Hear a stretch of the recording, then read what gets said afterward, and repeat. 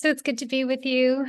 Being in San Diego, had the privilege to go to a consciousness conference this weekend with Greg Braden and Bruce Lipton and Lynn McTaggart. Some really great authors and teachers of our time. And I admittedly am not a big reader, so I don't really do lots of self-help reading anymore. I did. Many, many years ago, I was a voracious self-help reader. And now, as I teach the level 3 healers, I will channel wisdom and just hear the truths. And the truths are universal, and we all have access to these truths. We all have access to universal truth. We all have access to universal wisdom.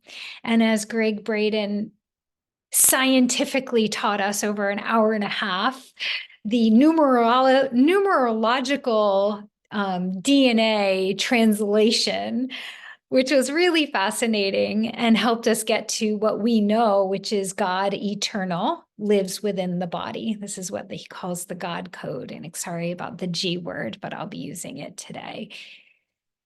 So divine is in us. It's in our DNA. It's in our cellular structure. The wisdom in our Akash is in us. It's anchored in us. And we use these texts and these readings outside of us to remember, to reassemble that which our soul already knows. It's already accessible. There's an inner knowing, a deep inner knowing. And through yoga and meditation and spiritual connection and opening of our crown and our third eye, we all have access to that spiritual wisdom, our own spiritual wisdom. So it was really beautiful to see the scientific breakdown of how we come to this DNA breakdown of God, of the message from Greg Braden in our body of the divine is within our physical body. And Bruce Lipton was able to share, I think, which was really cool, this concept of how in the body, in our biology, if you were to put cells into a petri dish, the medium in which you put those cells will determine what those cells grow into. And if we take that deeply into ourselves, we need to look at the actual frequency or vibration of our thoughts and our feelings and our body chemistry, the cortisol that's pumping through our system. Because whatever we think, we feel, we believe, we act, we spiritualize or spiritually bypass or whatever we're doing within our consciousness, we are essentially creating that environment, right? And that environment is going to determine our physical health, our mental health, our chronic health, how we feel energetically. But we know that, right? All of us on the path know that. We know we need to think positively. We need to, intend and connect up. We know that. It's just the practical application of that is critical. So then Lynn McTaggart, who I was new to Lynn McTaggart's work, but this really puts it together, right? Divine is in our body. The environment through which we think and feel will dictate what happens at the cellular structure and in terms of our enlightenment. And Lynn McTaggart's work is really fascinating. As I sat there, really what I understood was that the environment through which we have the opportunity to live our lives is through this frequency of oneness. Now, what does that mean? Like at a cellular, in our DNA is our spiritual codes, the light codes. The 95% junk DNA is not junk. There's actual data encoded in our bodies at a spiritual level. And within that space, within the spaciousness of our cells is not empty space, but our consciousness. There's consciousness in our cells. And if we were to really tap into that consciousness in our cells, that God within, God eternal within the body, if we're really to tap into that and use the power of intention, then what Lynn has shown through study after study after study, partnerships with so many universities, is the field of group intention.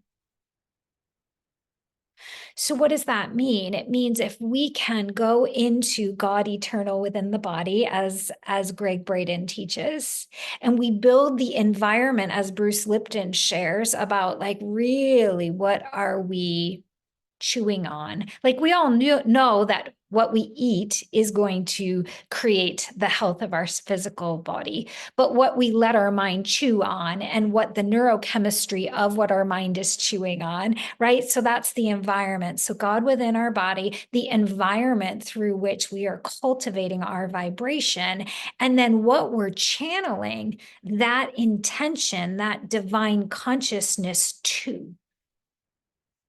So in my work, in inner alignment work, when we're helping someone heal from trauma, we are having them intend by creating the frequency or the environment or the energetic field of what healed is in the body. So if you're in a state of dis-ease of mind or emotion or body, then eventually you're going to have to practice the feeling of healed in your body to create the field of healed, right? This is module 2 in my work. So it's absolutely critical that we create that field, that energetic infrastructure of healed, because that is the environment we want to co-create with our body and the divine within our body. Does that make sense? So those who have been studying with me and working with me, we get this. The brain will set out the electrical signals. The heart will attract like vibration. This is the law of resonance, the law of attraction.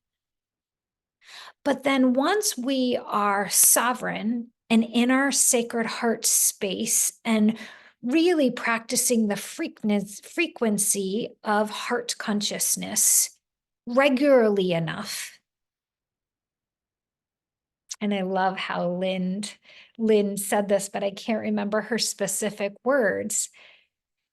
But like, at what point are we done focusing on ourselves? Right? Like, at what point are we done navel gazing at our issues? And I don't mean to be rude, but at what point are we healed enough that we can just go be of sacred service in the world? And I challenge us, all of us in this, myself included, because even though I do this, and this is my career, is to do this, it's like, how are you not doing this, Kim? Where do you need to up your game in terms of group intention and group healing and group work? What is your next level of service? Now, someone could look at me and be like, well, you're holding the free meditations, you're doing this, right? Whatever. Like, what's my next level of light work, of service in the world? So what Lynn presented from her book, The Power of 8, was the power of group intention, taking a concept of what we want to create, dropping it down into the heart, which is the field that we're going to connect into the oneness vibration to co-create healing, and channeling it toward a subject. Now, she's channeled it toward Sri Lanka. She's channeled it toward some of the most crime-ridden places in our country, to see actual data change crime rates and increase of peace. So this is possible. But what struck me as most potent about her examples of these power of 8 or these circles of intention is that the subject of the healing intention had a shift, whether it was a city crime rate or an individual who was receiving healing of cancer or whatever. But the individuals who were holding the intention, their lives changed and grew and transformed significantly. So we are a selfish and egoic culture. I'm just going to name that. And I'm going to name my shadow in that. And I hope you too will see that we're all looking out to heal ourselves and we come focused here. So if we need the ego to buy in to group intention for another, we can tell our ego we're going to get a real hit off of this healing as well. There's something in it for you, ego. Don't worry. Don't worry. We'll get something. We'll get our needs met too. And that's the ego's job, which is to keep us safe, right? The ego's job is to make sure that we get our healing. That's not narcissistic, it's self-sustaining, and that's okay. And if we can acknowledge that, then it won't become this big, ugly shadow quality, and we can just keep it in check, right? But what if we were to all channel healing toward that person in our community, toward that being that was struggling the most, and just kept the intention flowing, not in a hope, not in a fear, not in resistance, but in a true embodiment of the intention having been manifested into that person's body. So Lynn calls this the power of 8, which is like she had us sitting in a circle, holding hands, dropping into this 1 or 2 sentences that we were creating for this person, and then going into our hearts and it traveling through the field toward that person. And it made me think, how are we as light workers not using group intention every single day? Like, what is it, Kim, that's stopping you from holding the space of literally healing person by person by person every day in group? And I offer that to you because there are so many light workers, coaches, healers, Reiki masters that are dying to be put to work, that are really wanting their career to take off. And my question is, why not go start healing the world? Why not go do that and allow it to fold into a career? Like, what if every week, every community of light workers were getting together to heal their fellow light worker or their fellow community member? What if we're always putting the light toward the big, ugly parts of our society such that we knew our power to transition the elections, for example? So what would that look like, being that there's so much polarity of who should win the election? If we stay with the divine qualities of peace, of the healing of our planet, of the connection of people outside of their thoughts and their beliefs and their duality of what's right and what's wrong and what people should be doing and shouldn't be doing, and we really looked at the frequency above that duality, vaccines, no vaccines, masks, no masks, Republican, Democrat, Trump, no Trump, like whatever it is that you or we have polarized on, if we were to go into the 5th dimension of that issue and simply commanded love and peace and people actually being able to have conversation and respect each other and love each other through the duality and the separation and the divisiveness. If we were to concentrate on that thing that we're so passionate about through the transmission of the divine light and the healing of that situation, can we imagine what that would be? And can we gather people around that to bring 10 minutes of group intention? That's all it takes.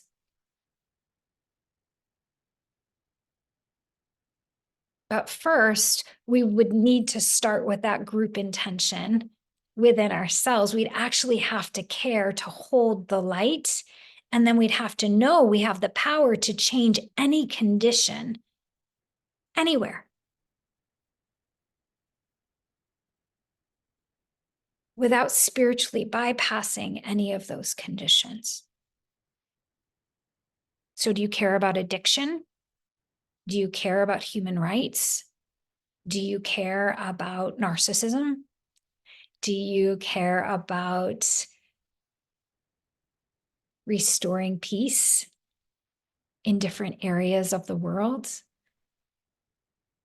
Then the solution is actually very simple if you take Lynn McTaggart's work, which is we step into the frequency of the oneness. We hold the intention without fear or doubt or powerlessness or who the hell am I, unworthiness. And we concentrate the intention in that place. And that's what we're going to do today. So I need you to type into the chat what specifically we are going to work on as a community. What do we care about? What do we want more of? What are we going to spend 10 minutes refocusing ourselves to be of service of the light, to be of service to humanity, while also, ego side note, serving ourselves? Does that make sense? Does anybody care about something? I'm not seeing anything in the chat. Okay. So, racism is the effect of something else. What specifically? Where? What? So this is the piece of intention that's important, is the concentration of intention. Okay, empowerment. Empowerment where? Empowerment for whom? Empowerment in what space? So empowerment is the opposite of victimization in many ways. So where is the powerlessness and where are we going to concentrate the empowerment? To this group? To a region of the world?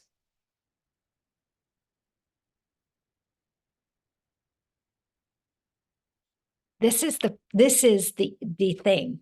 And I love that. We're all kind of like kind of sitting here in this, like, I don't know.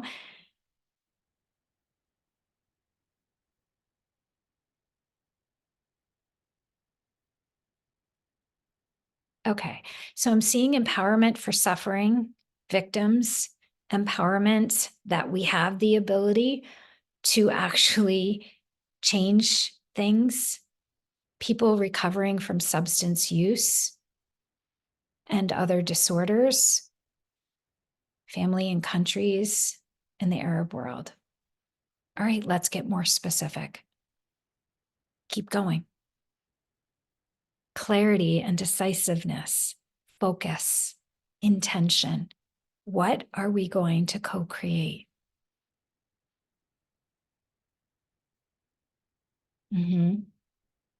Eliminate fear where?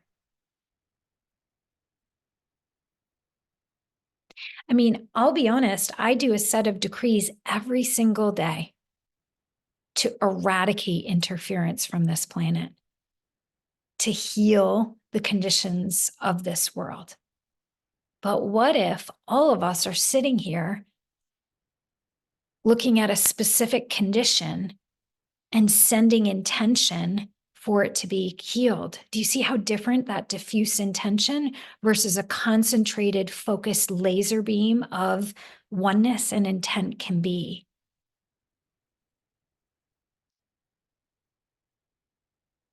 So let's build this together, if you will. Take a nice deep breath. We're going to spend the last 10 minutes on an intention. Breathing in here.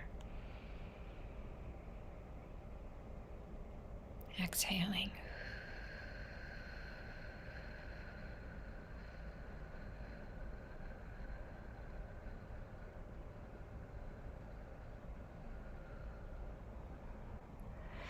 So if you will, if you know of someone who is struggling with substance abuse or use,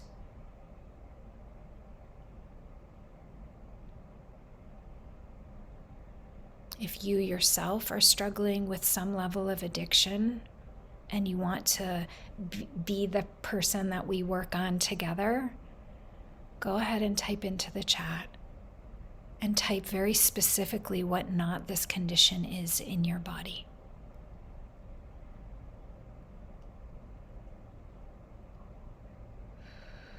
You can message me privately.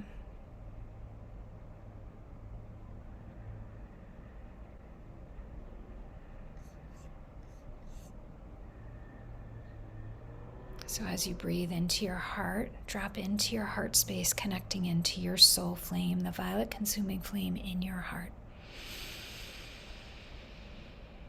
Exhale.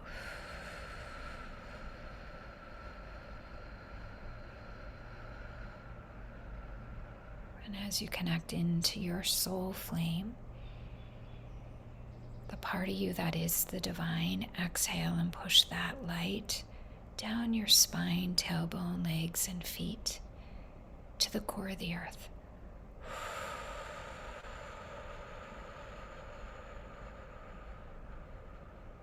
Breathe in from the core of the earth, through your feet, legs, up your spine.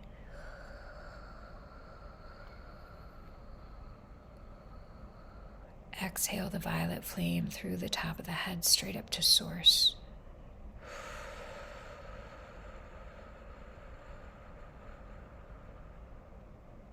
As you lock into source, let your spine lean back into the column of light. You can release the chat now and just come into the light together. As you exhale now that you have the vertical connection to the light, begin to create the horizontal connection. So just imagine us in a circle holding hands. Your left hand facing up, your right hand facing down. Left hand receiving from the person next to you. Breathing in, exhale the right hand, giving to the person next to you. Breathing in through the left. Exhaling through the right. As you do that, create a nice, solid, sovereign energy field. This isn't about taking on other people's energy. This is about creating a conduit or a field of light in this circle.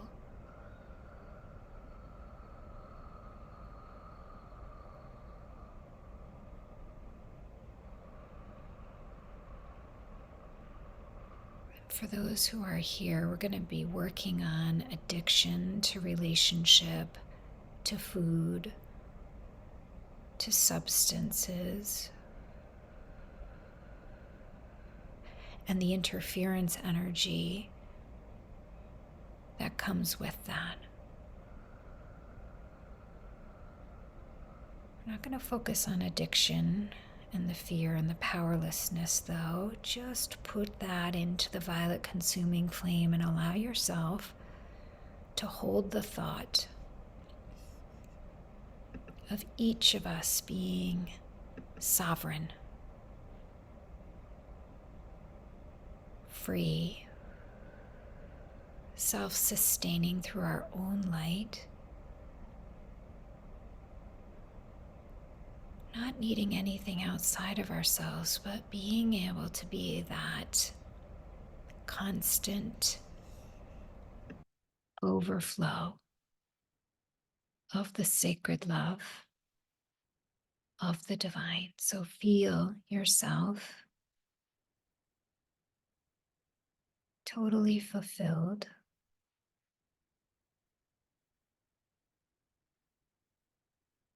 all your inner and outer needs met.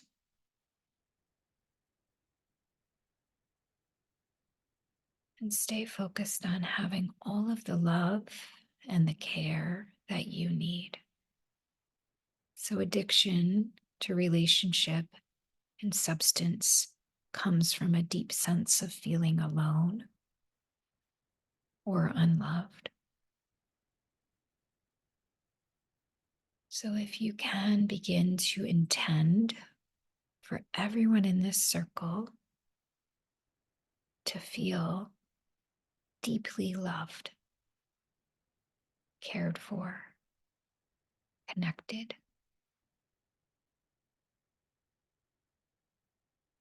As you're thinking about feeling deeply loved and connected and cared for,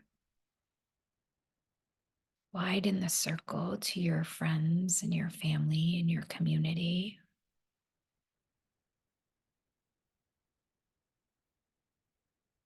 And let's work there. Myself, this circle, all of our friends and community.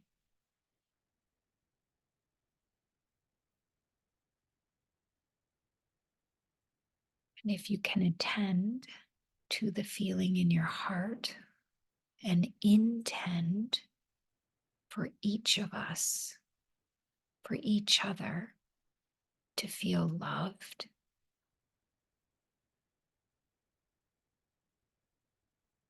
cared for, fully connected to the earth and to the divine.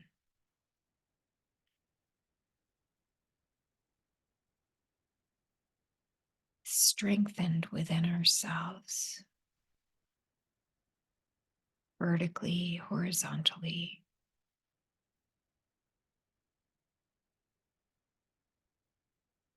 Feel that freedom for each other.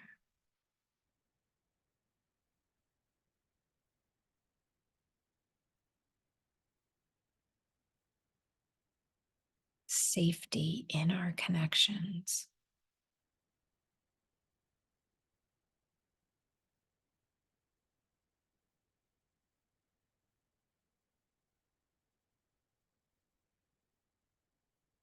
Feel that flow of love received and given from a place of wholeness.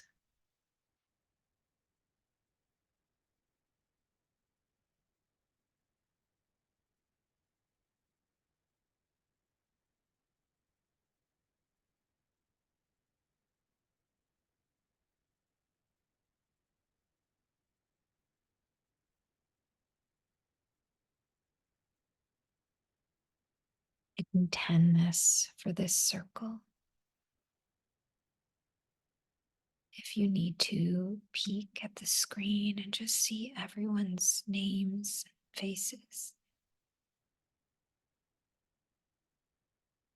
intending this deep love connection,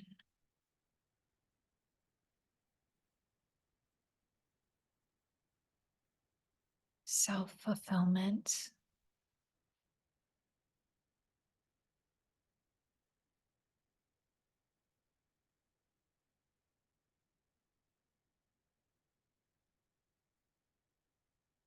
intend for everyone in the circles, sovereignty from your heart straight into each other.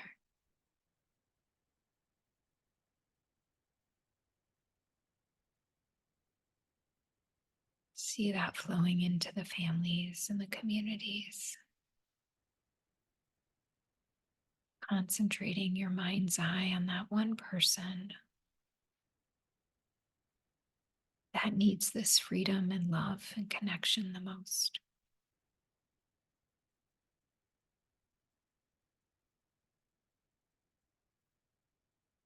As your intention goes to that person in your mind's eye, all of our hearts flow into this intention for that person.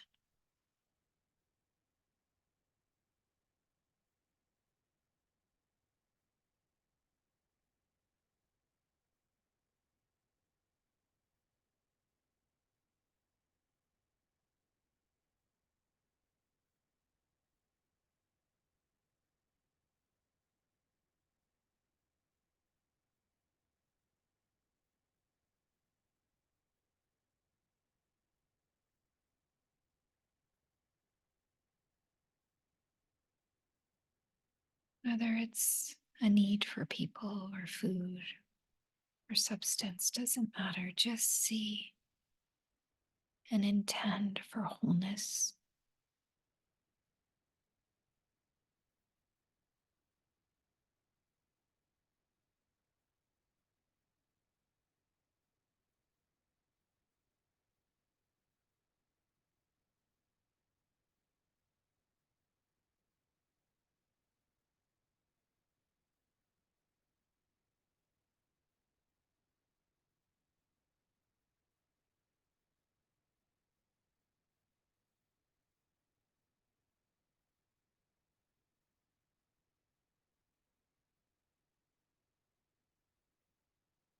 See the freedom as that person releases their attachment fully.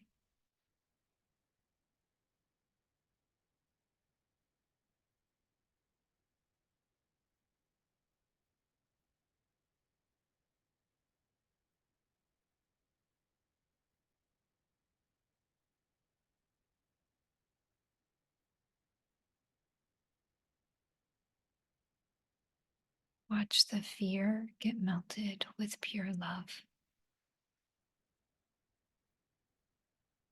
All the spaces with them filled with that liquid light of love.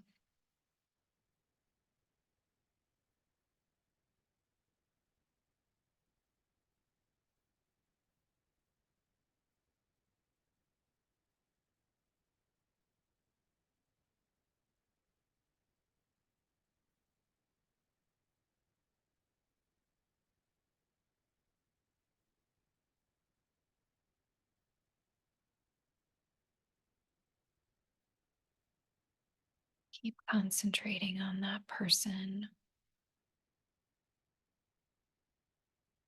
allowing our unified field to pour into each of those beings. Trusting that the more people we're pouring out to, the more the spigot of light opens. There's no scarcity in healing.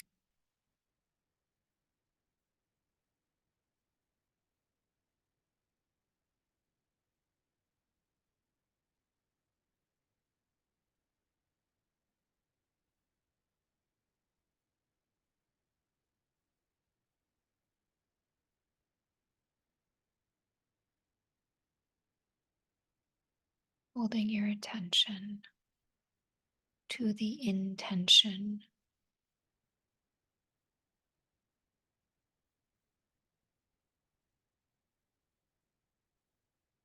Just 2 more minutes, staying with your focus.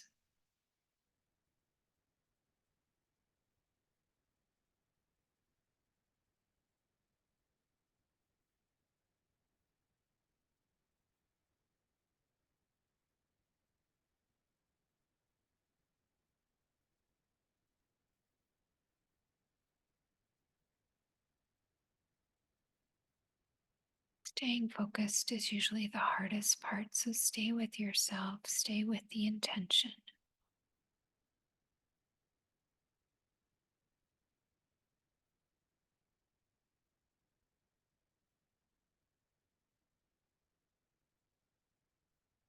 Let the light flow through you to that person.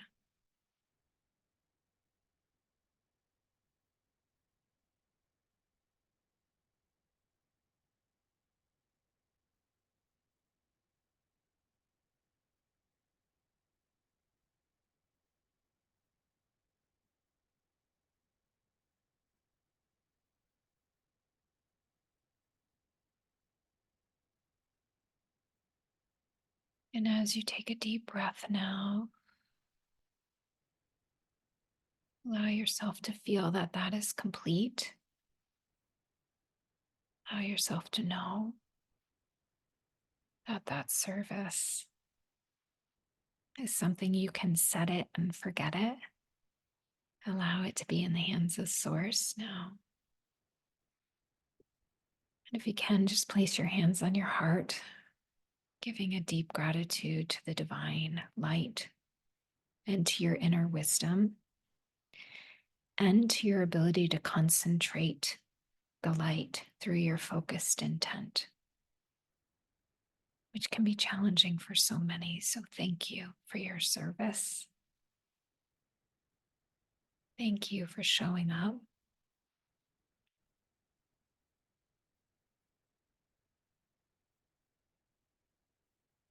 We are all one. So whenever we focus with intent on a specific condition, we receive that. So if you will, allow yourself in the next couple of days to jot down the data of your healing so that your ego mind can be convinced of the miracles that you can produce with your concentrated intent. Namaste. I love you.